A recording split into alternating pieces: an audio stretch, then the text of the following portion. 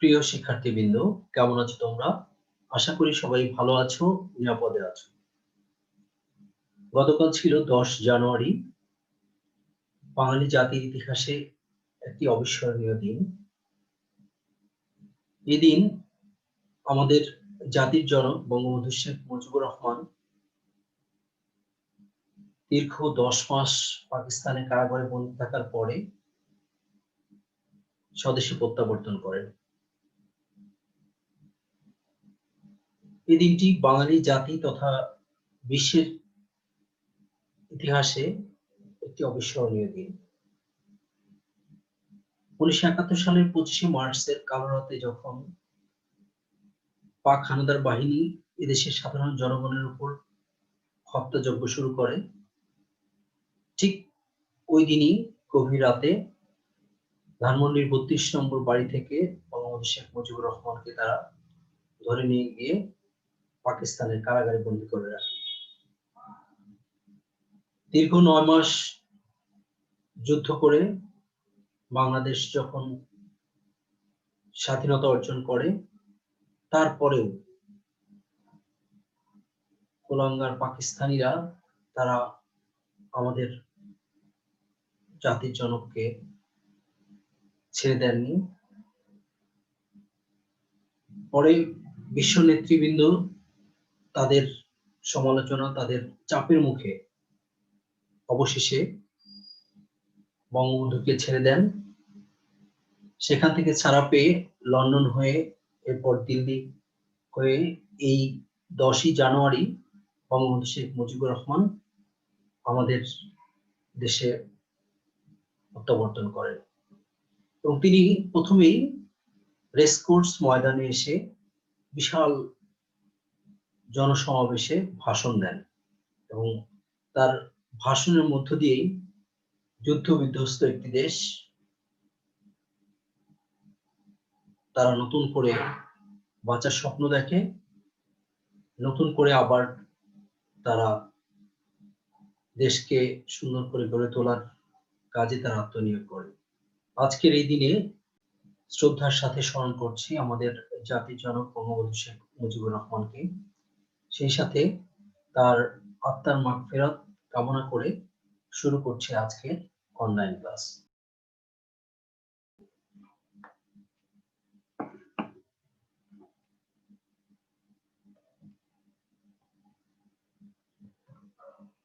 আজকে আমি BBA honours first ইয়ারের প্রিন্সিপালস অফ ম্যানেজমেন্ট বিষয়ের সেকেন্ড চ্যাপ্টার অর্থাৎ স্কুলস অফ ম্যানেজমেন্ট নিয়ে আলোচনা করব।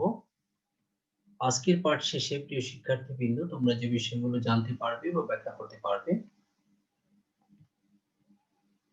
History of the evolution of management theory and practice, the ancient period, অর্থাৎ ব্যবস্থাপনার ক্রমবিকাশের যে ইতিহাস সেটির প্রাচীন যুগ নিয়ে আমরা আজকে আলোচনা করব। সৃষ্টির উষালগ্নে মানুষ আজকের মতো এরকম সভ্য ছিল না। আজকের আমরা যে সভ্য জাতি দেখছি, আমাদের যে ক্রমবিকাশ হয়েছে সেটা বহুদিনের, বহু যুগের, বহু পরিবর্তনের ফল। সৃষ্টির উষালগ্নে মানুষ বেঁচে থাকার তাগিদেই জন্তু জানোয়ারের হাত থেকে নিজেকে রক্ষা করার জন্য তারা কি করতে শুরু করে? দলবদ্ধভাবে বসবাস করতে শুরু করে এবং তারা তাদের মধ্য থেকে একজন নেতা নির্বাচন করে, যে নেতা নেতৃত্বেই তারা কি করে? তারা তাদের কাজকর্ম করতে থাকে এবং তার নির্দেশনা অনুযায়ী তারা বিভিন্ন সিদ্ধান্ত গ্রহণ করতে থাকে। তাদের এই যে নেতা নির্বাচন এবং নেতা নির্দেশনা অনুযায়ী কার্যক্রম পরিচালনা, সেটি ব্যবস্থাপনার এক উজ্জ্বল দৃষ্টান্ত। পরবর্তীতে তারা যখন সংখ্যায় বেশি হতে থাকে তখন তাদের প্রয়োজনও বাড়তে থাকে। প্রয়োজনের তাগিদেই তাদের কি করতে হয়? বিভিন্ন জিনিস তারা উৎপাদন করতে শুরু করে এবং একজন আরেকজনের সাথে বিনিময়ের মাধ্যমে তারা তাদের জীবিকা নির্বাহ করতে থাকে। পরবর্তীতে মানুষের চাহিদা যখন বেড়ে যায় তখন উৎপাদন বৃদ্ধিরও প্রয়োজন পড়ে। তারা বিভিন্নভাবে তাদের উৎপাদন বৃদ্ধিরও তারা প্রচেষ্টা চালায়।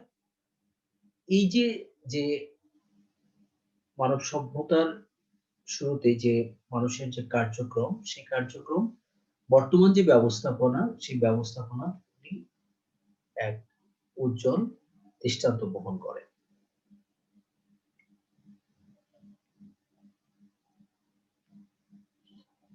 এই মানব সভ্যতার ক্রমবিকাশের ইতিহাসকে আমরা 5টি স্টেজে আলোচনা করব। এর মধ্যে প্রথমটি হচ্ছে প্রিহিস্টরিক এজ, যেটি খ্রিস্টপূর্ব 10,000 থেকে 9,000 অব্দ পর্যন্ত। এরপর হচ্ছে অ্যানশিয়েন্ট সিভিলাইজেশন, যেটি খ্রিস্টপূর্ব 10,000 থেকে 475 খ্রিস্টাব্দ পর্যন্ত। এরপর মেডিভাল পিরিয়ড অর্থাৎ মধ্যযুগ, যেটি 476 থেকে 1500 খ্রিস্টাব্দ পর্যন্ত। এরপর ট্রানজিশন পিরিয়ড 1501 থেকে 1899 খ্রিস্টাব্দ পর্যন্ত। এরপর আসে সিস্টেমেটিক ম্যানেজমেন্টের যুগ, এটি 1900 থেকে বর্তমান পর্যন্ত, 1900 খ্রিস্টাব্দ থেকে বর্তমান পর্যন্ত যে যুগটি, সেটি হচ্ছে সিস্টেমেটিক ম্যানেজমেন্টের যুগ। তো আমরা প্রথমেই যেটি দেখব সেটা হচ্ছে প্রিহিস্টরিক এজ, অর্থাৎ প্রাগৈতিহাসিক যুগে তখন ম্যানেজমেন্টের কি ধরনের দৃষ্টান্ত আমাদের চোখে পড়ে। তো আমরা আগেই বলেছিলাম যে প্রিহিস্টরিক এজটি এটি খ্রিস্টপূর্ব 10,000 থেকে খ্রিস্টপূর্ব 9,000 অব্দ পর্যন্ত। আসলে এই যুগকে পাথরের যুগ বলে ঘোষণা করা হয়। এই যুগটি 3টি যুগের সমন্বয়ে গঠিত। একটি হচ্ছে প্যালিওলিথিক অর্থাৎ ওল্ড স্টোন এজ, আরেকটি হচ্ছে মেসোলিথিক অর্থাৎ মিডল স্টোন এজ, আরেকটি হচ্ছে নিওলিথিক বা নিউ স্টোন এজ। অর্থাৎ পাথরের যুগের যে প্রথম যে প্রস্তর যুগ যেটা, সেটা একটা, আরেকটা হচ্ছে মধ্য প্রস্তর যুগ, আরেকটা হচ্ছে নব্য প্রস্তর যুগ। এই 3টি যুগের সমন্বয়ে প্রিহিস্টরিক এজ ধরা হয়। তো আমরা প্রথমে দেখব প্যালিওলিথিক বা ওল্ড স্টোন এজ, যেটাকে আমরা প্রত্নপ্রস্তর যুগ বা পুরাতন পাথরের যুগ বলে থাকি। এ সময় মানুষ যাযাবরের মতো এক জায়গা থেকে অন্য জায়গায় ঘুরে বেড়াতো খাদ্যের সন্ধানে।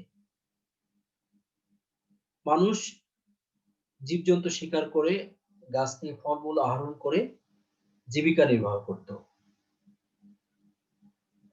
মানব সভ্যতার অভূতপূর্ব উন্নয়ন ঘটে যখন মানুষ কি করে, আগুন আবিষ্কার করে।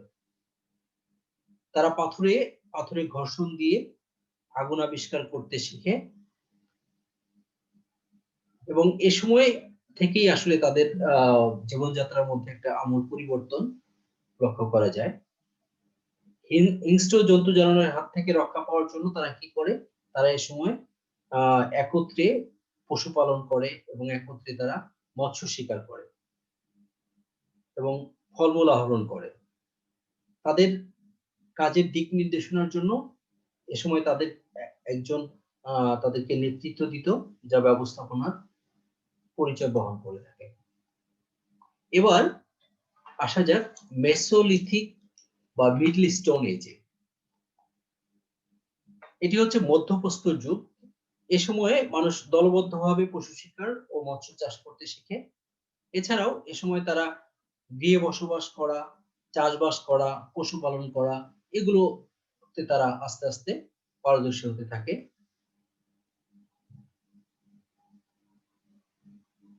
এরপর নিওলিথিক অর্থাৎ নিউ স্টোন এজ, যেটাকে নবপ্রস্তর যুগ বলা হয়। এ সময় মানুষ কৃষিকাজ ও পশুপালন করতে শেখে। তারা কৃষিভিত্তিক একটা সমাজ ব্যবস্থা গড়ে তোলে।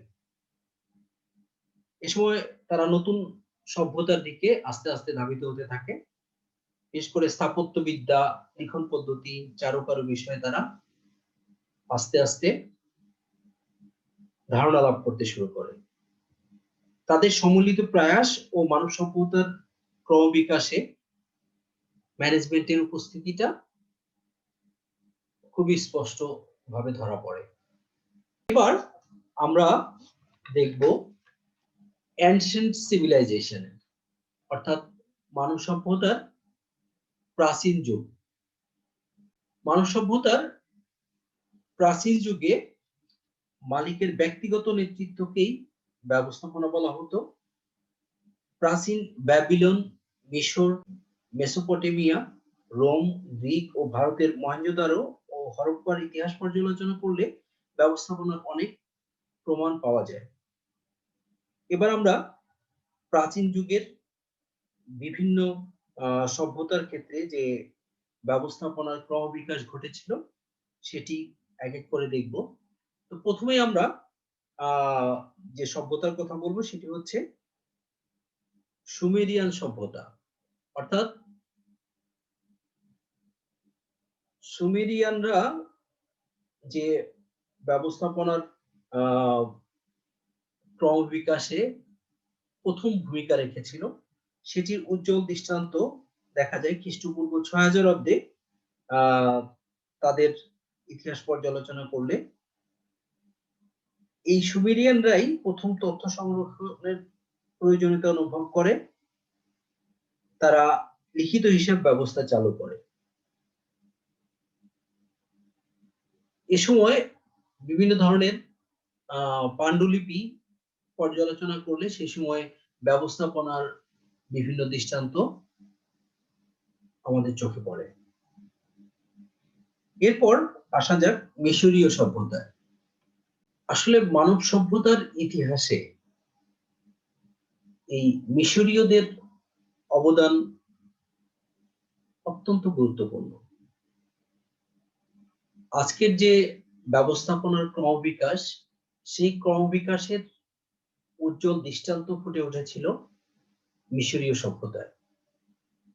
বিশেষ করে মিশরে যে পিরামিডগুলো তৈরি হয়েছিল, সেই পিরামিড তৈরির ক্ষেত্রে যে তাদের শিল্পকলা, তাদের যে পরিকল্পনা, তাদের যে নেতৃত্ব দান, তাদের যে নিয়ন্ত্রণের যে বৈশিষ্ট্যগুলো স্পষ্ট হয়েছিল, সেগুলো আজকের যে ব্যবস্থাপনা, সেই ব্যবস্থাপনারই একটি প্রতিচ্ছবি।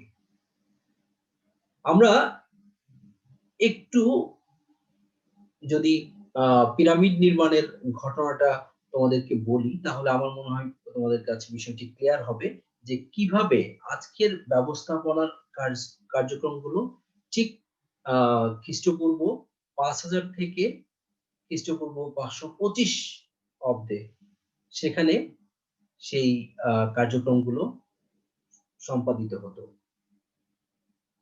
তো মিশরের রাজা সিউপস মৃত্যুর পরে তার যে পিরামিড তৈরি করা হয়েছিল, সেই পিরামিড তৈরি করার ক্ষেত্রে যে প্রচেষ্টা এবং যে কার্যক্রমগুলো গ্রহণ করা হয়েছিল সেটা ম্যানেজমেন্টের এক উজ্জ্বল দৃষ্টান্ত বহন করে। এই পিরামিডটি নির্মিত হয়েছিল ১৩ একর জমির উপর এবং এই পিরামিড তৈরিতে ২৩ লক্ষ স্টোন ব্লকস ব্যবহার করা হয়েছিল, যাদের এক একটির গড় ওজন ছিল ২ থেকে ২.৫ টন। এবং এই পিরামিডটি নির্মাণ করতে ১ লক্ষ লোক তারা ২০ বছর ধরে কাজ করেছিল। এবং এই ১ লক্ষ লোকের ২০ বছরের কাজের ফলই ছিল এই সিউপসের যে পিরামিড সেটি। তো এই চিউপসের পিরামিড নির্মাণ করতে যে পাথর ব্যবহার করা হয়েছিল, সেই পাথরগুলো কিন্তু তখন স্থলপথে ওইরকম যানবাহন কিন্তু ছিল না। ফলে তারা কি করত? তারা নদীপথ হয়ে অর্থাৎ নীল নদ দিয়ে এই পাথরগুলো তারা নিয়ে আসতো এখন এই পাথরগুলো নিয়ে আসা, সেই পাথরগুলোকে কেটে সুন্দর করে এগুলোকে বসানো, এরপর এগুলোর নির্মাণ শৈলী ঠিক রেখে এগুলোকে সুন্দর করে শেপে নিয়ে এসে তারপর পিরামিড তৈরি করা, এটা একমাত্র ব্যবস্থাপনার জ্ঞান থাকলেই সেটা কিন্তু সম্ভব। তো এখানে এই যে পিরামিড পাথর সংগ্রহ করার থেকে শুরু করে এটাকে আহ একত্রে করা, এটার সাহায্যে পিরামিড তৈরি করা, এটা কিন্তু প্ল্যানিং, অর্গানাইজিং এবং কন্ট্রোলিং এর একটা উজ্জ্বল দৃষ্টান্ত। এবং এখানে কিন্তু এই পিরামিড তৈরি করার কাজে ১ লক্ষ লোক নিয়োজিত ছিল এবং তাদেরকে নিয়োগ, তাদেরকে নিয়ন্ত্রণ করা, তাদেরকে কাজে ধরে রাখা, তাদের কাছ থেকে কাজ আদায় করা, এগুলো কিন্তু ম্যানেজমেন্টের এক উজ্জ্বল দৃষ্টান্ত। এছাড়াও এই সময়ে আমরা যে জিনিসটি আমরা দেখি সেটি হচ্ছে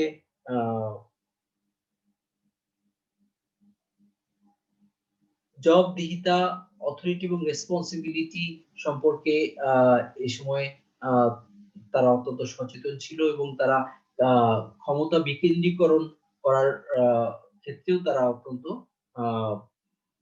কৌশলী ছিলেন। কারণ তারা নিজেরা সব কাজ একাই করতেন না, সবার মধ্যে ভাগ করে দিয়ে তারপর কি করতেন, কোন একটা কাজ সঠিকভাবে সম্পাদন করতেন।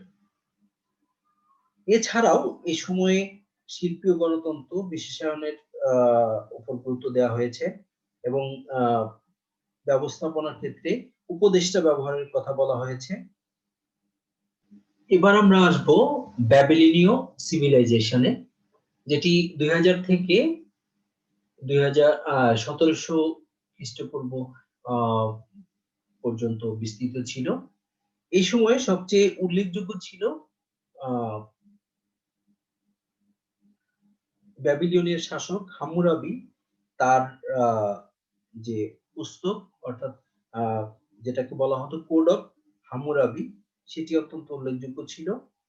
এতে সরকারি প্রশাসন চালনার নিয়ম কানুন, শ্রমিকদের মজুরি প্রদান, ব্যবসা বাণিজ্যে নিয়ম পদ্ধতি এবং চিকিৎসকদের ভুল চিকিৎসার শাস্তি সম্পর্কে উল্লেখ ছিল। তবে এখানে একটি বিষয় তিনি ক্লিয়ার করেছেন যে তিনি বলেছিলেন যে কোন চিকিৎসক তার ভুল চিকিৎসার কারণে যদি কোনো ব্যক্তি মারা যায় তাহলে ওই চিকিৎসককে মৃত্যুদণ্ড হবে, অর্থাৎ এর জন্য দায়ী হবে ওই চিকিৎসক।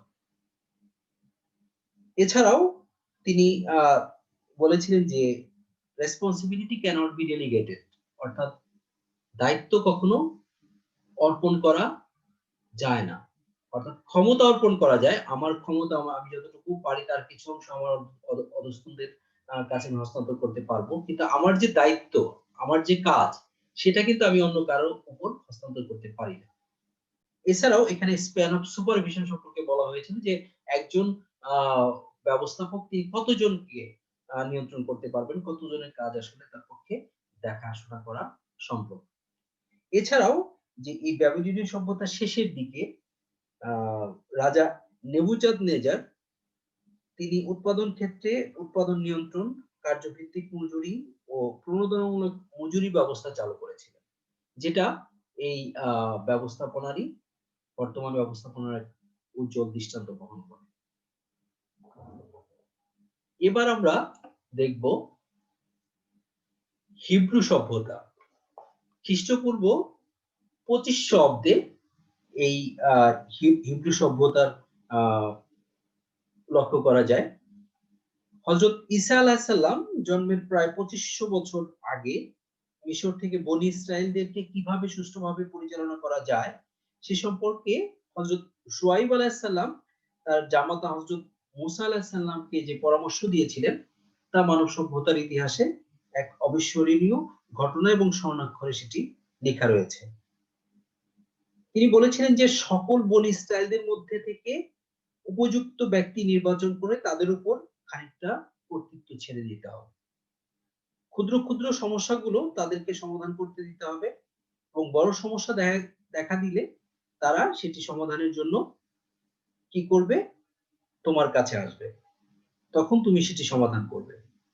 তো এই যে তার যে পরামর্শ, সেটি থেকে ব্যবস্থাপনার সংগঠন কাঠামো, ক্ষমতা হস্তান্তর, ক্ষমতার বিকেন্দ্রীকরণ এবং ব্যতিক্রমী নীতির যে অনুসরণ বা অনুসারী বা কর্মীদের মধ্যে যে দায়িত্ববোধ সৃষ্টি করা, এটি ব্যবস্থাপনার এক উজ্জ্বল দৃষ্টান্ত বহন করে।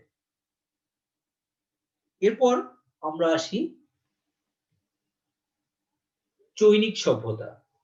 খ্রিস্টপূর্ব 1100 থেকে 500 অব্দ পর্যন্ত এই সভ্যতার কার্যক্রম ব্যাপ্ত ছিল। এই ক্ষেত্রে ব্যবস্থাপনার যে উজ্জ্বল দৃষ্টান্ত, সেটি কিন্তু স্পষ্টভাবে ফুটে উঠেছিল। প্রাচীন চীনের ট্রয়িজমের প্রতিষ্ঠাতা, দার্শনিক ও রাজকীয় দলিলাদির সংরক্ষক লেউ জু ব্যবস্থাপনা সংক্রান্ত বিষয়ে পরামর্শ দিতেন। তিনি কর্মীদেরকে পদমর্যাদা নির্দিষ্ট করে দিতেন এবং সে অনুযায়ী কর্মীদের মধ্যে বিভিন্ন কাজ অর্পণ করতেন। কর্মীদের কার্যফল অনুযায়ী তারা সে কি করত, সে তাদের পুরস্কার এবং তিরস্কারের ব্যবস্থা করত। এগুলো বিশ্লেষণ করলে দেখা যায় যে বর্তমান সময়ের যে আমরা শ্রম বিভাগ, সাংগঠনিক কাঠামো, কর্মী নিয়োগ বা দায়িত্ব স্থিরীকরণ, সমন্বয়, পেশনার যে ধারণাগুলো দিয়ে থাকি, সেগুলো সেই চীন দেশের যে ব্যবস্থাপনার কার্যক্রম, সেটি কিন্তু স্পষ্টভাবে ফুটে ওঠে। এবার আমরা গ্রিক সিভিলাইজেশন নিয়ে কথা বলবো। তো খ্রিস্টপূর্ব 400 থেকে 325 অব্দ পর্যন্ত এই সময় গ্রিক সভ্যতার বিকাশ লাভ করে। তো এই সময়ে ব্যবস্থাপনার যে দৃষ্টান্ত আমাদের চোখে পড়ে, সেটি আসলে খুবই গুরুত্বপূর্ণ। খ্যাতিমান নামা প্লেটো এবং সক্রেটিসের মতো দার্শনিকরা এই সভ্যতাকে আরো সমৃদ্ধ করেছে। সক্রেটিস বলেছেন যে ব্যবস্থাপনা হচ্ছে এক প্রকার দক্ষতা, যা কারিগরি জ্ঞান ও অভিজ্ঞতা থেকে স্বতন্ত্র।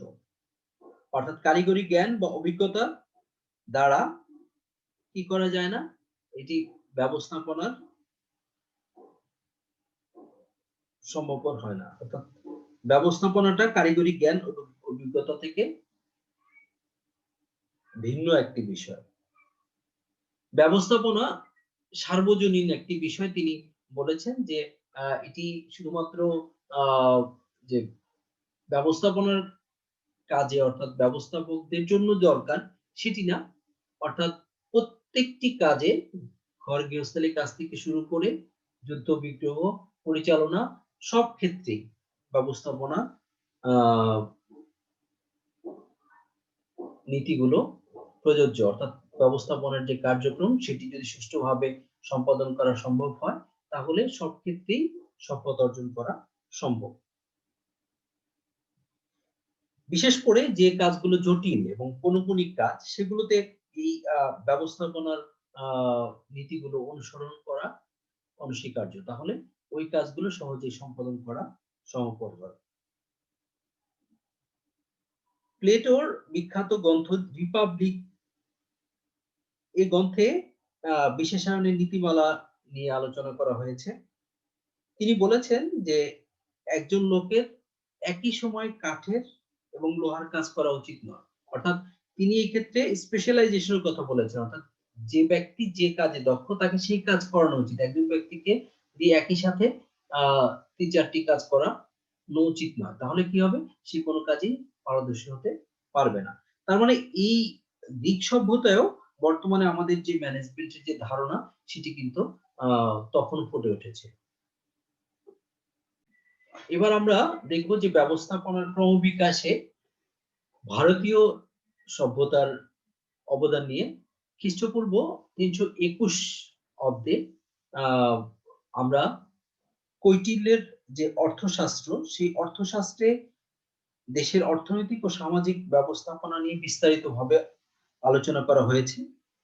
তিনি পণ্য বিপণন কেন্দ্রীভূতকরণ পণ্যের উপযোগ সৃষ্টি, তত্ত্বাবধায়কের ভূমিকা, এগুলো বিস্তারিতভাবে এই বইয়ে তিনি আলোচনা করেছেন।